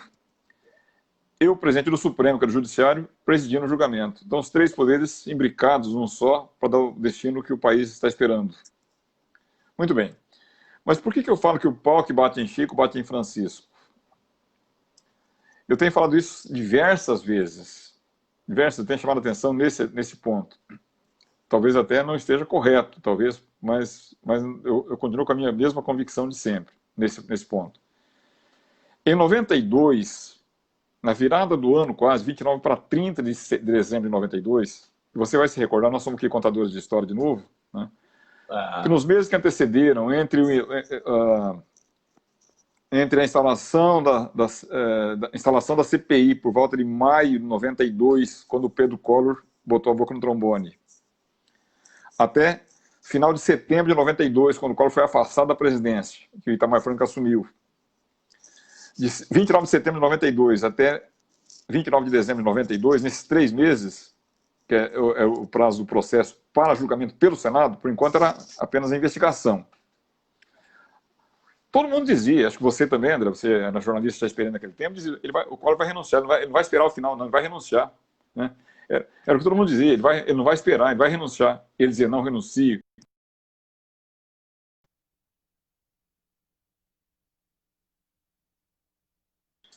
Quando chegou na véspera... A gente está com... Opa, né?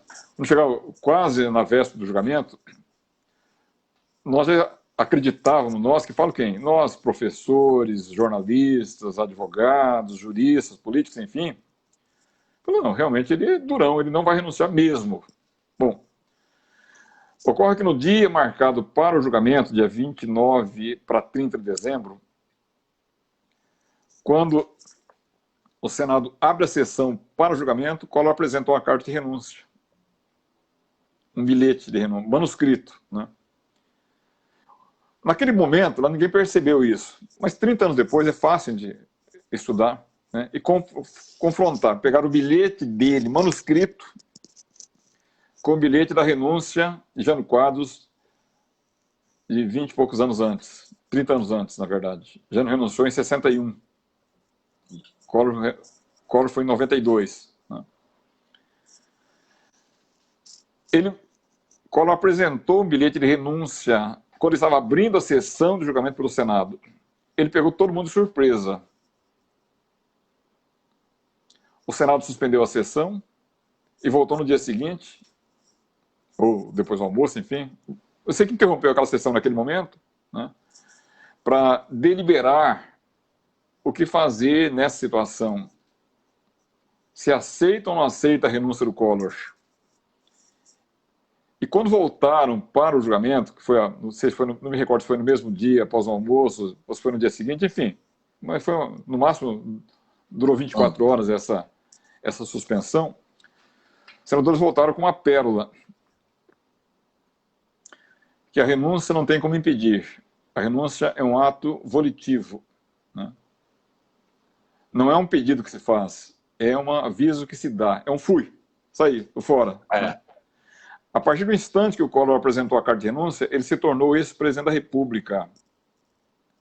O cargo estava vago. Era hora de efetivar Itamar Franco ali. Então o Senado disse o seguinte, não, ele renunciou. Tá? Não tem que aceitar. Ele avisou que saiu. Porém, a sua saída não impede o processo continua. Só que não dá para caçar o mandato mais, porque ele já renunciou. Então, mas continua o processo porque tem uma segunda pena, a pena que diz respeito a cargos públicos, e aplicou a proibição de ocupar cargos públicos por 8 anos. O que o Senado fez, tecnicamente falando? Aquilo que nós enxergávamos até ali com clareza, que era uma pena principal e uma pena acessória, uma pena consequencial, a pena do impeachment era cassação do mandato, acrescida da proibição de ocupar função pública por 8 anos. Essa proibição era acessório da cassação do mandato. Mas o Senado separou. O Senado disse, são duas penas autônomas. O fato de renunciar e não ser cassado não impede a aplicação da outra pena. Muito bem. O Collor discutiu isso no Supremo e perdeu. O mandado de segurança perdeu também. O tempo passa, 22 anos depois, 24 anos depois, em 96, em 2016, chega o caso Dilma. O que o Senado fez? Separou de novo, são duas penas autônomas. Se eu pude, em 92, deixar de aplicar a primeira e aplicar só a segunda, em 2016, aplicou só a primeira sem aplicar a segunda. São penas independentes. O pau que bate em Chico, bate em Francisco. O erro, então ou seja, não foi no caso da Dilma o erro foi lá de trás. Do Collor. E, do Collor. Doutor, essa questão do Collor, aquele julgamento todo que aconteceu por parte ali do Congresso, em nome da liberdade, eu voto pelo impeachment do presidente, eu sou um homem, sou pai de família, sou uma pessoa honesta, por isso eu voto pelo impedimento do presidente. E lá foi teatro, doutor? Você fala do Collor ou da Dilma? Do Collor. Aqueles deputados lá, o Collor já havia apresentado a carta renúncia e eles levaram adiante. E aí, na verdade, o parlamento ele acabou julgando se o Collor caso do Collor, André, ou não. O caso do Collor, qualquer estudante de direito constitucional, professor que milita na área, não tem como compreender o fato Dilma, o processo Dilma, ou aceitar o resultado até, sem estudar o caso Collor também. Por quê? Nesse espaço de tempo, 20 e poucos anos de diferença de um para outro, é um prazo bastante razoável. Mas a Constituição brasileira não mudou, nesse ponto ela não mudou nesse aspecto, nesse espaço de tempo. O texto da Constituição, apesar de ter muitas emendas, nesse capítulo, nesse tópico, é o mesmo que vigorava quando era o Collor, quando foi julgado o Dilma. Mas o que mudou? Mudou os atores, né? Alguns senadores andavam de carrinho de rolemã naquela época do Collor ainda. Alguns deputados nem tinham nascido naquele tempo ainda. Eram crianças dos que atuaram agora, né? Então, nós temos que voltar lá no Collor, lá atrás,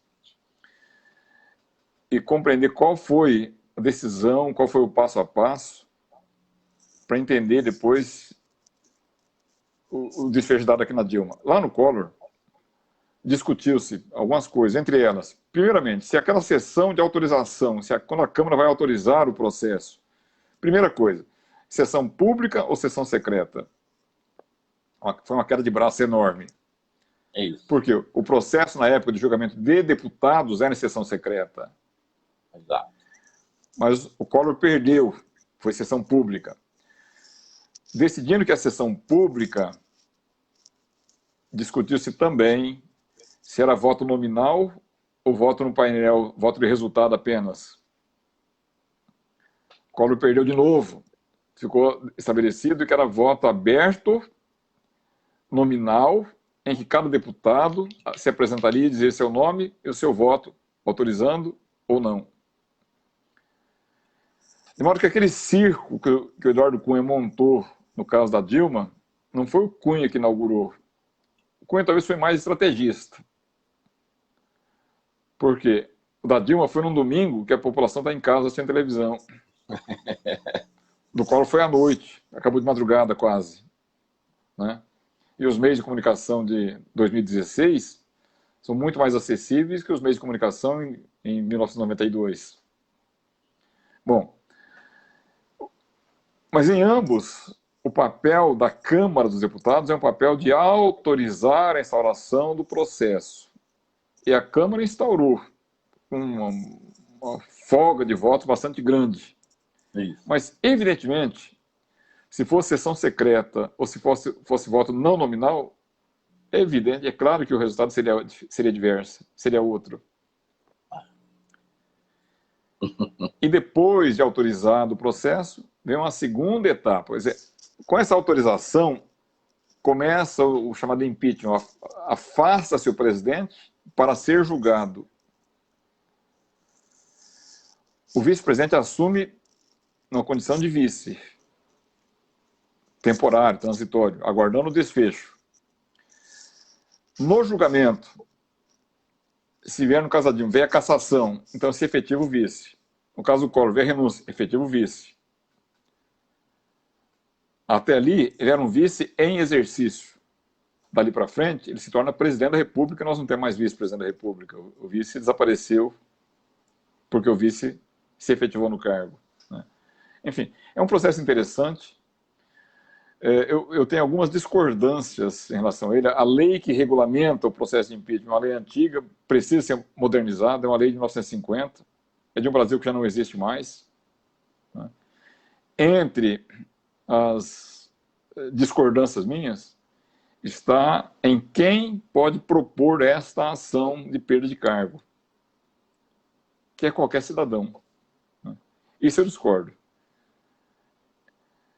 porque ela dá muito espaço para querelas de natureza política, intrigas políticas, né? O presidente da República atual já enfrenta diversos pedidos de impeachment. Não estou dizendo que vão prosperar, mas tem diversos. É isso, né, que eu queria perguntar, doutor. O Bolsonaro, ele afronta todos os poderes. Ele se coloca na condição de único dono da verdade, essas coisas assim. E está cheio de pedidos de impeachment contra o Bolsonaro. É uma questão política, né, doutor? Porque se o Rodrigo Maia, ele que pode colocar ou não a votação do impeachment do Bolsonaro. Isso é uma ação política ou jurídica? Estritamente política. Essa fase política cabe ao presidente da Câmara, num despacho, arquivar o requerimento, resolve por ali, não cabe controle judicial disso, ou ele pode, num despacho também, dar o próximo passo, que é designar uma comissão especial, nomear uma comissão especial, formada por 60 deputados, de partidos variados, para analisar o assunto e emitir um parecer sugerindo o arquivamento ou a continuidade.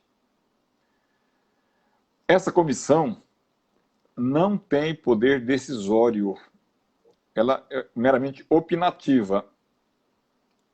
Ela sugere a continuidade e o presidente da Câmara pode acolher, ou ela sugere o arquivamento, ele pode acolher também. Em acolhendo a sugestão de prosseguimento, aí vai para aquela sessão que o Eduardo Cunha montou naquele circão de domingo. Aquela em que os 513 deputados vão votar de acordo com a sua fé, a sua boa índole, a sua família, o seu cachorrinho, a sua honradez, né? Essas coisas todas. E se alcançar ali, dos 513 deputados, alcançar 342 votos autorizando, significa 2/3 dos deputados, vai para o próximo passo, que é o Senado instaurar o processo ou não. A Câmara não manda instaurar, ela autoriza o Senado a instaurar o processo. Se a Câmara alcançar 341 votos pela instauração e o restante tudo se absteve, mesmo assim não se instaura porque faltou um voto para alcançar o quórum necessário, que é o quórum de 2/3.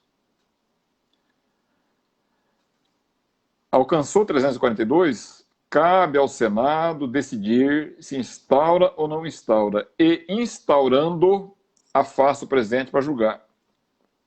O impeachment começa com essa instauração do processo pelo Senado Federal. A bem da verdade, as duas casas são essencialmente políticas.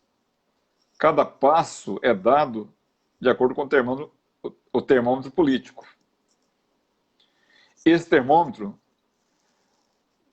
marca uma temperatura diferente dessa de termômetro comprado em farmácia.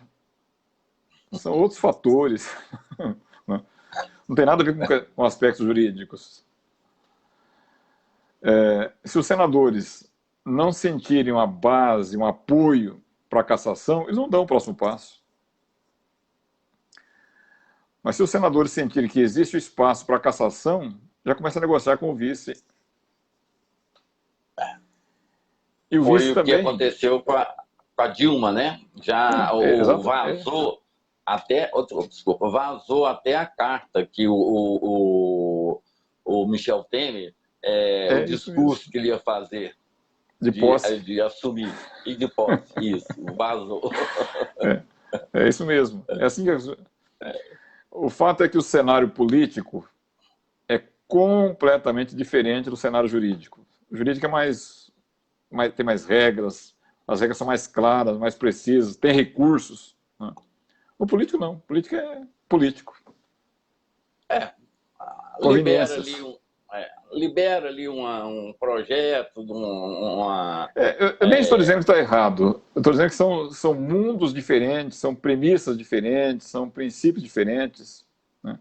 São valores diferentes. A política é uma arte da convivência. E aí, doutor, uma coisa que para nós leigos fica difícil de entender. Por exemplo, no caso do Michel Temer, ele não lutava para ter os 300 e poucos deputados, que são 2/3, né? Ele não brigava para não chegar em 2/3. Ele trabalhou basicamente esses 3/3, ele 1/3, ele conseguindo ali não completar 1/3, ele não, como aconteceu, não houve autorização para que ele pudesse ser julgado. Então, assim, ninguém trabalha para derrubar os 300 e pouco. O cara trabalha para diminuir os 70 porque é um e pouco quórum. lá. Isso. É um quórum difícil de ser alcançado. Mas no caso do Michel Temer, embora talvez aceitável que ele tenha feito esse trabalho, eu costumo dizer que só retardou o problema, a solução do problema, porque a falta de autorização para ser julgado pelo crime comum não é o caso da Dilma. O caso da Dilma era crime de responsabilidade. No caso do Michel Temer, crime comum. Crime comum quem julga é o Poder Judiciário, né? Se a Câmara não autoriza, não significa que absolveu. Não julga enquanto presidente. Terminou a presidência, vai ser julgado pela Justiça Comum, inclusive na primeira instância, porque nem fora privilegiado tem mais. Ou seja, hoje ele vai ser julgado, melhor dizendo, em tese ele pode ser julgado por aqueles mesmos crimes, porém, em vez de ser julgado pelo Supremo Tribunal Federal, vai ser julgado pelo juiz da primeira instância. De modo que não é nenhum conforto, digamos, nem uma folga, nem uma absolvição essa falta de autorização da Câmara. Acaba sendo quase que uma pena antecipada. Isso é verdade. Doutor, eu peço desculpas para o senhor, mas já estamos chegando quase a 2 horas de transmissão. Agradecer o pessoal que eu fico acompanhando aqui, o pessoal curtindo, eu peço também, continue curtindo, acompanhando, porque é um privilégio muito grande aprender com o senhor, doutor Ari, porque eu sempre Muito obrigado. e vou morrer dizendo que o senhor, se não for é um dos melhores juízes que já passaram por Goiás, uma pessoa que não se deixou influenciar, que não teme ameaças, essas coisas todas, e talvez o senhor errou pelo excesso. Errou não, pecou pelo excesso. A gente sabe as circunstâncias que culminaram com... A gente vai falar sobre isso depois, mas eu tenho alguns amigos que eu falo assim para eles, olha, vai na média, não vai nem baixo e nem muito alto, vai na média. O senhor foi acima da média do nosso judiciário. O senhor não tinha processo parado, o senhor entrava em questões polêmicas, tinha a sua opinião, a opinião do senhor, não se deixava levar pelo politicamente correto. O senhor sempre dizia o que o senhor achava, o que o senhor pensava, e isso aí, para algumas pessoas, isso aí é uma afronta, né? Mas, assim, incomoda um pouco, né? Eu quero dizer para o senhor que, para mim, e para quem está nos acompanhando, é uma aula. Uma aula que, normalmente, o aluno levaria 2 anos para completá-la. A gente faz aqui em menos de 2 horas. E eu agradeço imensamente por isso. Conversar com o senhor não é uma entrevista, é uma aula que a gente acaba tendo sobre o direito em todas as suas áreas. E eu agradeço mais imensamente, em nome de todas as pessoas, e quero que a gente marque um dia para falarmos, basicamente, como o senhor mesmo sugeriu, a questão de Dilma, Bolsonaro, essa questão dos filhos do Bolsonaro, o que eles estão fazendo, até que ponto o Supremo foi certo, foi errado em algumas circunstâncias, e eu queria marcar com o senhor outra aula. E agradecer por essa. André, eu agradeço as suas palavras elogiosas, agradeço aos nossos internautas. Entendo que a minha profissão como professor, acima de tudo, é essa mesmo, de tentar esclarecer, tentar ajudar um pouco a compreensão dos problemas intrincados. Se tenho conseguido isso, me sinto realizado. E marcaremos sim. Durante a semana nós vamos falar por telefone, por WhatsApp, enfim, nós falaremos, marcaremos uma nova oportunidade, né? Uma honra. Em breve, queria o senhor também lá na TV Capital, no Jornal Argumento, porque, afinal de contas, o senhor carrega com o senhor um conhecimento muito rico. É uma coisa, porque tem muitos juízes, doutor, que não têm aquela capacidade de transformar o que ele pensa em uma linguagem simples para que qualquer pessoa entenda. E o senhor tem essa capacidade, o senhor fala a língua do povo. Por isso que as pessoas gostam do senhor, admiram o senhor, e eu sou uma delas. Nós marcaremos uma oportunidade, uma entrevista lá. Só que eu, com 62 anos de idade, faço parte do grupo de risco. Então, eu estou cumprindo pena em casa, por enquanto. E eu sou diabético, né? Eu também estou. Vamos nos cuidar. TV, eu tenho grupo de risco, eu sou diabético e não controlo. Aí que é o problema maior. Precisamos e acabei ficando, curtindo um pouco da quarentena. Mas isso vai passar e a cadeira do senhor está lá. Está um pouquinho empoeirada, mas continua lá. Continua guardado, né? Leva o espanador. Continua. Obrigado, então, doutor, André. Obrigado, muito obrigado mesmo. Começando a semana muito bem. E peço, pessoal, eu posso dizer, você que curtiu a aula, manda um like pra gente. Manda um like aí, como o pessoal está fazendo. Manda um like pra gente. Estaremos juntos nessa semana ainda, falando de outros temas, mas com a competência do doutor Ari. Doutor Ari, uma semana abençoada para o senhor e muito obrigado pela aula que o senhor nos ministrou aqui, que eu aprendi muito. Tenho certeza que outros também aprenderam. Obrigado, doutor. Obrigado, um abraço. Ficamos com Deus. Até a próxima. Até a próxima. Tchau, tchau.